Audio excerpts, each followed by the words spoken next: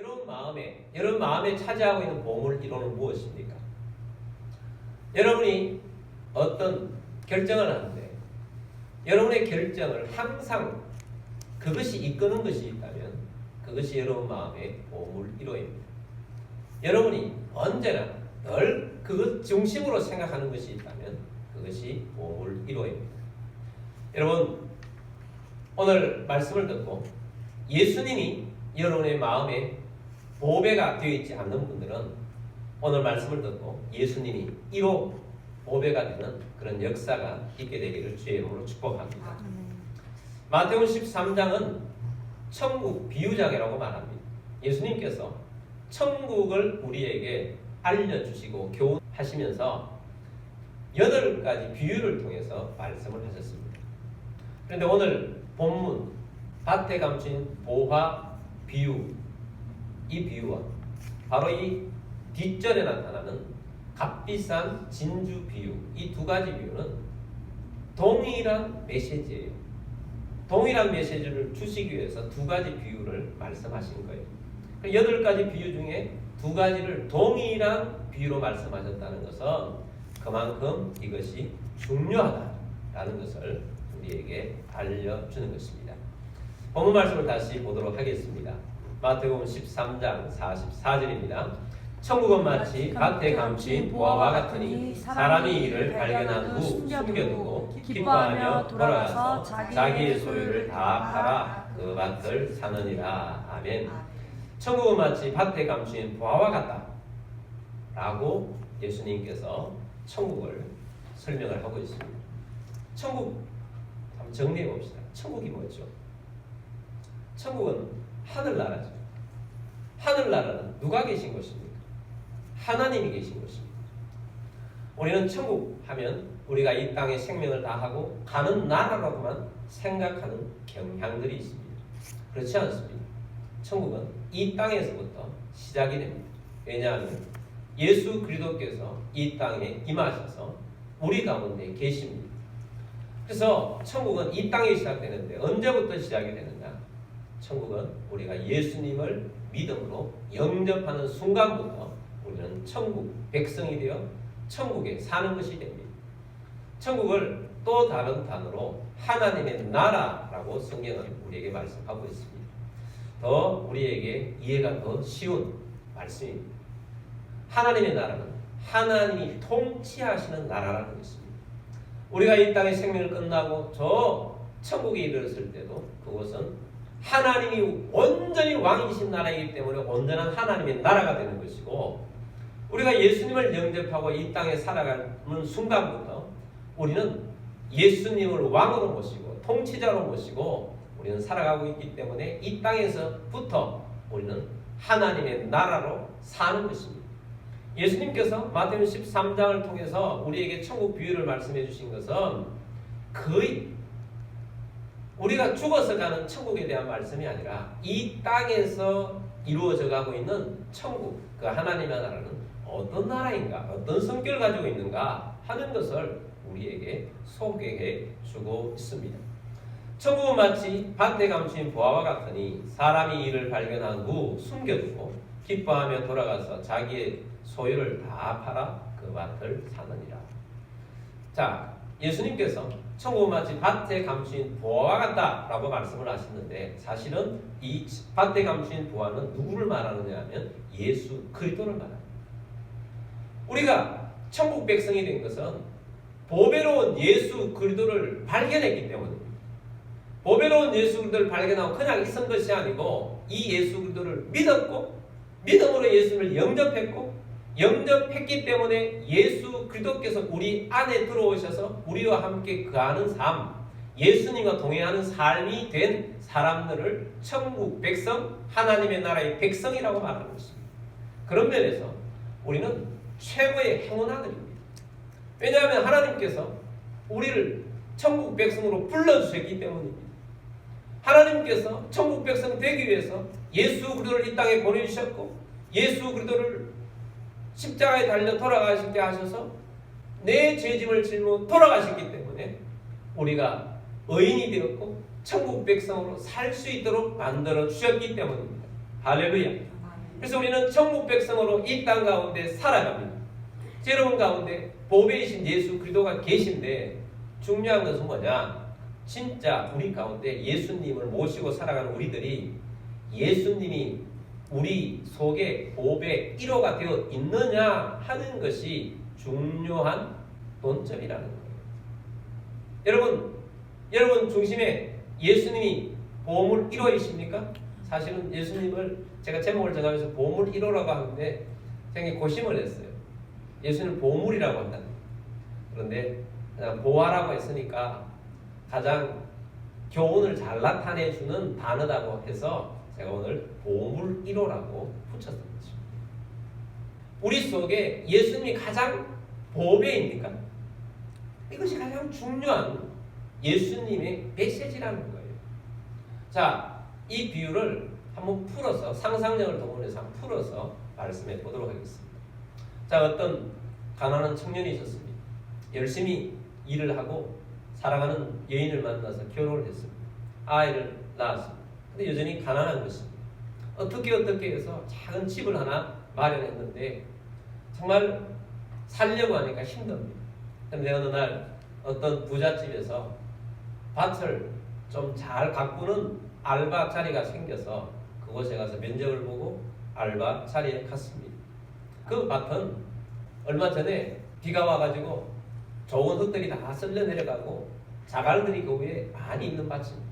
근데 그 주인이 구두쇠여서 다른 사람들 많이 고용하지 않고 이 청년 한 사람만 고용을 해서 밭을 깊이 팔아서 돌을 골라내고 좀 농사를 잘 지을 수 있는 밭으로 만들려고 했습니다. 이 청년은 어떻게 하든지 가족을 먹여 살려야 하기 때문에 좋은 밭을 만들기 위해서 가서 밭을 가꿉니다. 돌을 골라내고 깊이 있는 흙을 뒤집어서 그 안에 있는 흙을 뒤집어야 농사를 지을 수 있기 때문에 깊이 땅을 판 것입니다. 그런데 무언가 땅을 파는데 걸리는 것입니다. 그래서 이게 뭔가 하고 손으로 조심스럽게 열어 제치보니 큰 항아리가 있는 것입니다.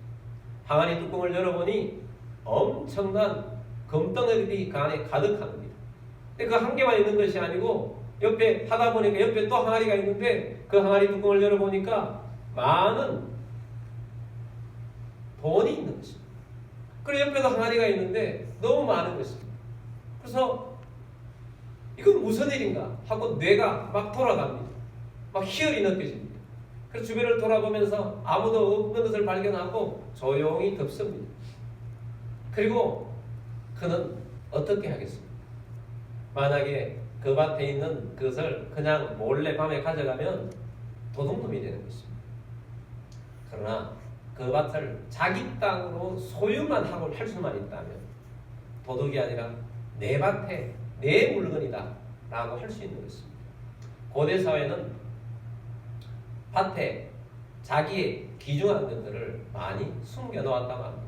왜 그렇습니까? 은행 같은 것이 없으니까. 돈이 좀 생기면 도둑놈도 많이 끌고 전쟁이 나면 이 돈을 보관할 길이 막연한 것입니다. 그래서 많은 사람들이 전쟁통에 주인만 아는 그런 것이 있었는데 주인이 죽어버리면 그런 밭들이 있었다는 거예요. 자, 그런 밭을 이 사람이 발견하고 난 다음에는 생각하는 것이 그것입니다. 자기 마음속에 그 밭에 봐왔던 보물밖에 생각이 안 되는 거죠. 어떻게 하면 저 밭을 내 밭으로 만들 수 있을까? 어떻게 하면 저 밭이 내 밭으로 살 수 있을까? 온통 모든 생각이 그게 다 있는 거죠. 그래서 작게 집 하나 사놓은 것, 그 다음에 자기 집에 있는 물건 팔아서 어떻게 하든지 그 밭을 사기 위해서 노력할 것입니다. 천국은 마치 이와 같다는 것입니다. 이 밭을 발견한 후에 숨겨두고 기뻐하며 돌아가서 자기의 모든 소유를 다 팔아 그 밭을 사느니라. 그 밭을 사려고 하는 그 마음이 온통 그 마음에 보물이 다 가 있는, 그래서 그 밭을 산다는 행동까지 나가는 것이 중요하다는 것입니다. 그 다음에 진주 비유도 마찬가지예요. 45절, 46절 봅니다. 또 천국은 마치 좋은 진주를 구하는 장사와 같으니 46절 극히 값진 진주 하나를 발견함에 가서 자기의 소유를 다 팔아 그 진주를 사느니라. 자, 진주 장사하는 사람들은 값진 진주를 구하기 위해서 노력합니다. 왜냐하면 값진 진주를 획득해야 그것으로부터 많은 소득이 있기 때문입니다. 제가 도대체 진주값이 얼마나 하는가 하고 검색을 해봤더니 이런 진주들이 있어요. 핑크펄이라는 1990년도에 발견된 빈 진주가 너무 아름다워가지고 이 진주는 14.82g쯤 되는 그런 건데 1,800만 달러에 거래가 됐다고 해요. 우리 돈으로 한 2억 6천만 원. 진주 하나에 2억 6천만 원이다. 그리고 필리핀에 진주가 하나 큰 게 발견됐는데 30cm, 67cm 어마어마한 진주가 발견됐는데 이건 1억 달러 정도 한다는 거. 1,450억 정도 되는 만큼 엄청난 진주죠. 자, 이 진주 장사들은 이런 진주를 하나 사기만 하면 엄청난 재산 획득이 되기 때문에 자기에게 있는 재산, 자기 집, 이게 뭐가 문제라는 거죠. 그래서 자기 소유를 다 팔아 그 산다는 것입니다. 그 밭을 산다는 것입니다.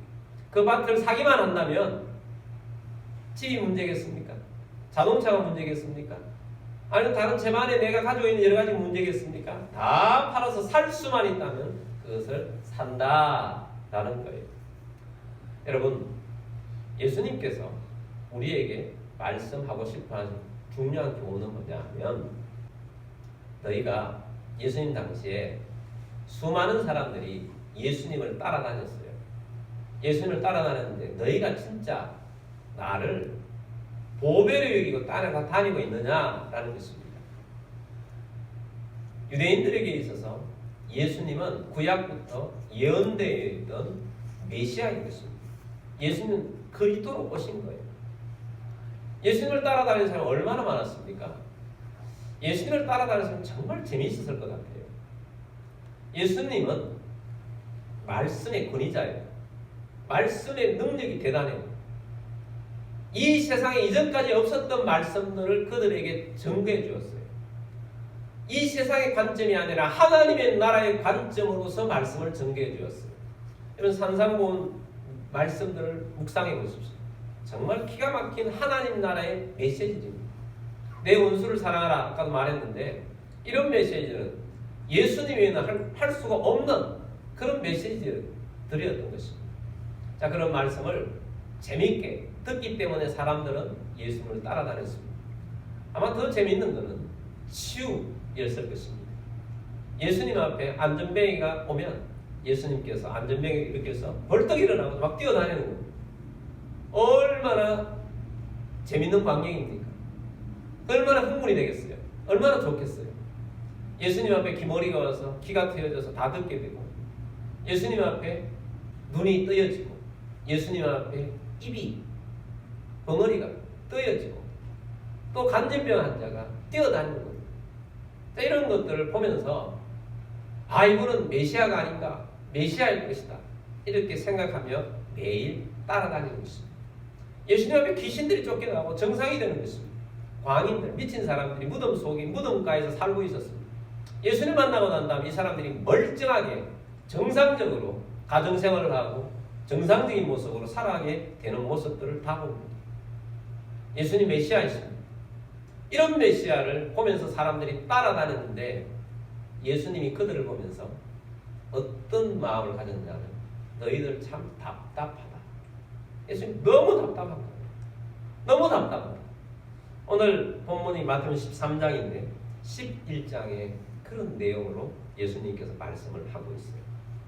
예수님께서 세례 요한에 대한 말씀을 하시다가 이렇게 말씀하셨어요.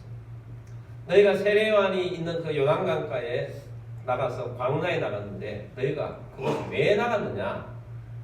너희가 나간 이유가 광야에 흔들리고 있는 아름다운 갈대를 보러 나갔느냐? 너희가 그곳에 나간 이유는 부드럽고 정말 멋진 옷을 입은 어떤 사람, 명품 옷을 입은 어떤 사람을 보러 나갔느냐? 명품업, 부드럽고 좋은 옷을 입은 사람들을 보려면 왕궁에 가면 그런 사람들 많다. 너희들이 광야로 나간 이유는 오로지 한 사람, 세례요한 선지자를 보러 나간 것이 아니냐. 그런데 선지자보다 더 큰 분이 여기에 있다. 바로 내가 메시아로 왔다 라는 말씀을 예수님께서 그들에게 하신 거예요. 그들에게 하시면서 예수님께서 비유로서 이 시대의 사람을 내가 비유로 따지자면, 비유로 한다면 이렇게 하고 있다는 거예요. 마태복음 11장 16절 17절 말씀 보면 이 세대를 무엇으로 비유할까? 비유하건대 아이들이 장터에 앉아 제 동물을 불러 이르되 우리가 너희를 향하여 피리를 불어도 너희가 춤추지 않고 우리가 슬피 울어도 너희가 가슴을 치지 아니하였다 함과 같도다. 자, 예수님께서 그 시대에 있는 사람들, 예수님을 따라다니는 사람들을 보면서 답답하게 계시면서 이 비유를 말씀하시죠. 이 세대의 사람들을 무엇으로 비유할고 장터에 놀이를 하고 있는 아이들 같다라는 것입니다. 자, 장터가 서 있습니다. 장터가 서 있으면 거기에 어른들은 와서 물건을 사고 팝니다. 근데 한쪽 구덩이에서 아이들이 놀고 있습니다. 옛날에 있는 아이들은 놀 수 있는 거리들이 별로 없기 때문에 어른들 흉내를 내면서 노는 것을 많이 했습니다. 어떤 놀이를 하느냐? 결혼식 놀이를 하는 겁니다.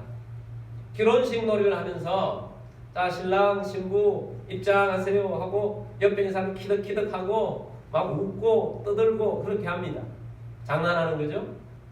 그러나 아이들의 그 결혼식 놀이는 진짜 결혼식이 아니기 때문에 진정한 축하가 없고 진정한 기쁨이 없는 거죠. 유대인들의 결혼식은 신랑 신부가 결혼하는 걸 축복해주고 진정으로 축하해주고 함께 즐거워하면서 함께 춤을 추는 것이 있어요. 예수님이 뭐라고 말씀하세요? 피리를 불어도 너희는 춤추지 않는다. 왜?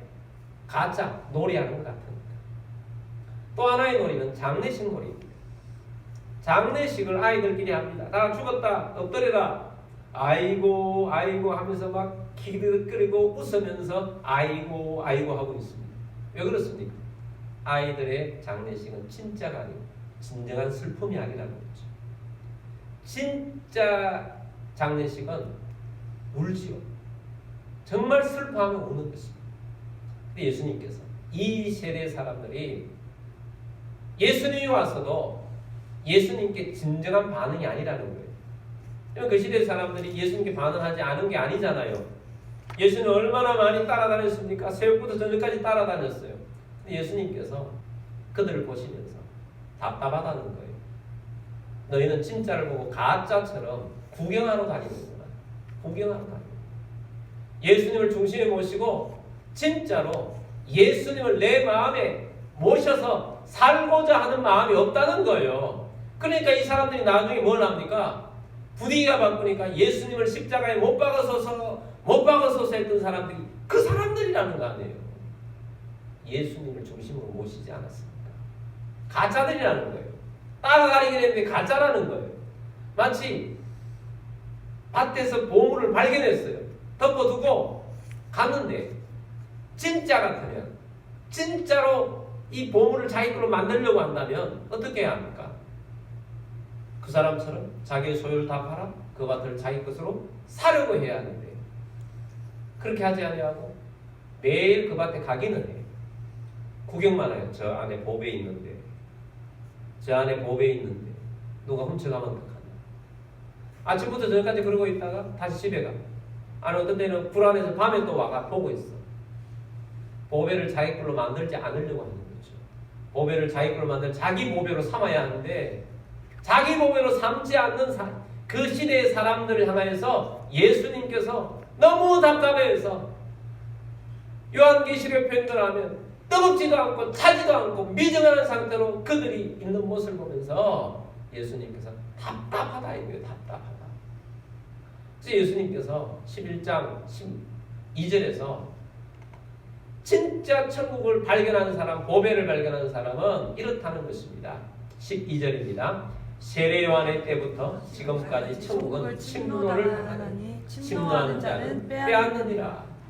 진짜 보배를 발견했으면 마치 전투적으로 그 성을 들어가서 군인들이 점령하듯이 천국을 침노하듯이 내 안에 보배로 만들어야 한다는 거예요. 이것이 예수님이 우리에게 원하는 핵심이에요. 그래서 진짜 보배를 발견한 사람들은 이 보배를 내 중심에 모시기 위해서 온 수단과 방법을 가리지 않고 예수 그리스도를 자기의 중심으로 모시고 살아간다는 것입니다. 여러분, 예수님 앞에 구경꾼으로 살아가지 맙시다. 예수님이 우리의 진짜 중심은 나의 구원자이고 나의 보배라면은 구경꾼으로 살 수 없는 거예요. 예배를 옛날에 예배를 보러 간다 그랬잖아요. 보는 것이 아니고 예배에 참여하세요. 예수님이 살아계심을 경험하세요. 예수님을 여러분 중심에 모시세요. 예수님을 위해서 사세요. 예수님을 중심에 모시고 살아가는 그리스도인들이 되기를 원합니다. 예수님은 어떤 그리스도인이 되기를 원하느냐? 보배이신 예수 그를 중심에 모시고 예수를 붙잡고 살아가는 우리들이 되기를 원합니다. 올해도 성탄절이 어김없이 다가오고 있습니다. 세상에 있는 사람들은 성탄절의 분위기를 좋아해요. 따뜻한 분위기를 좋아해요. 그러나 그 성탄절이 왜 있느냐? 그 중심에 예수 그리스도가 이 땅에 오셔서 예수 그리스도께서 이 땅의 구원자라는 사실에 관심이 없어요. 우리 그리스도인들은 달라야 합니다.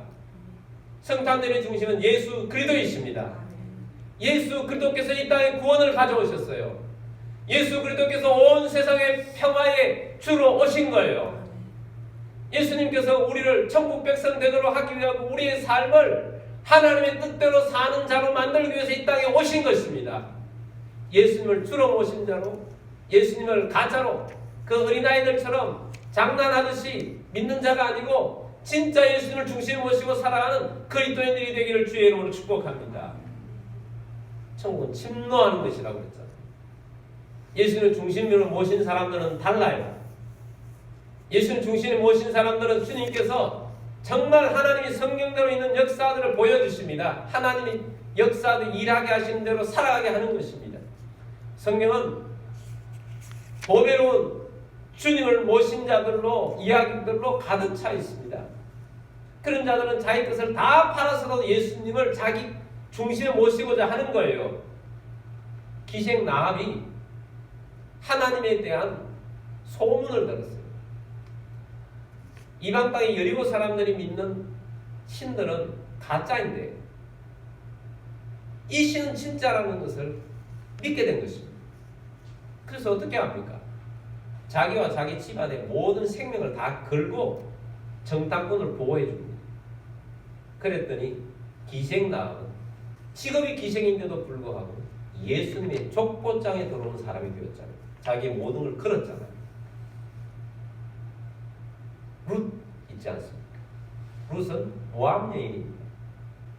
나오미가 시어머니죠. 결혼을 했는데 남편이 죽어버렸습니다. 여전히 가난합니다.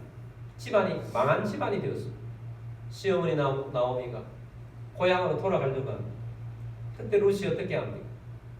어머니의 하나님이 나의 하나님이 될 것입니다 하고 성경에 보니까 붙쫓았다고 그랬어요. 시어머니 나오미가 따라오지 마라. 나는 너에게 너를 결혼시킬 수 있는 아들도 없고 나의 재산도 없고 나를 따로 가난하게 살 수밖에 없어. 오지만 아닙니다 어머니. 어머니의 하나님이 나의 하나님이 될 것입니다 하고 붙잡았어요. 룻은 자기 시어머니가 믿는 하나님이 진짜인 것을 알았기 때문에 자기의 모든 것을 내려놓고 나오미의 고향 땅이었던 베들레헴으로 갔던 것입니다. 이 룻이 다윗 왕의 정조 할머니가 되잖아요. 하나님께서 일하시는 것은 바로 그런 것입니다. 모든 것을 내려놓고 붙잡았던 주님께서 일하시더라는 것입니다. 예수님의 제자들도 마찬가지입니다. 베드로 된 것은 예수님을 붙잡았기 때문이에요. 예수님의 제자가 된 것은 이런 과정을 거쳤습니다. 베드로의 동생이 안드레입니다. 안드레가 좀 영적으로 영성이 좀 있었던 사람이에요. 세례 요한이 능력을 가지고 요단강에서 말씀을 전파하고 회개를 시키고 세례를 준다는 이야기를 듣고 안드레가 그곳에 갑니다. 그리고 감동을 받았습니다. 그리고 세례 요한의 제자가 됩니다. 세례 요한이 어느 날 한 분이 오시는데 지목을 합니다. 저분은 세상 죄를 지어가는 하나님의 어린 양이다 라고 말씀합니다. 그리고 그분이 오셔서 세례 요한에게 세례를 받습니다. 세례를 받는데 하늘 문이 열리고 성령이 비둘기같이 내려오면서 하늘에서 음성이 들려옵니다. 이는 내 사랑하는 아들이요 내 기뻐하는 자다. 하나님의 음성이 그 세례받는 곳 가운데 들린 것입니다. 놀라운 거룩한 세례 장면이었습니다. 세례를 받으시고 난 다음에 예수님께서 떠나가실 때 안드레는 예수님을 따라갑니다. 다른 제자와 함께 예수님을 따라갑니다. 그날 안드레는 예수님께 질문을 하면서 이분이 우리가 지금까지 기다렸던 메시아구나 하고 마음에 큰 감동을 받습니다. 그때 이 메시아에게 내가 꼭 소개해야 할 내 형을 데려와야 됩니다. 그리고 집에 뛰어가가지고 자기 형, 그때는 베드로가 아니고 시몬이었습니다. 시몬 형, 내가 메시아를 만났어. 내가 그리스도를 만났어. 같이 가자 하고 데려왔습니다. 예수님께서 시몬을 보시더니 내 이름은 앞으로 시몬이 아니고 베드로라고 하게 될 것이다 라고 말씀을 해주셨어요. 그런데 거기까지였어요. 왜냐하면 목구멍이 포도청이다.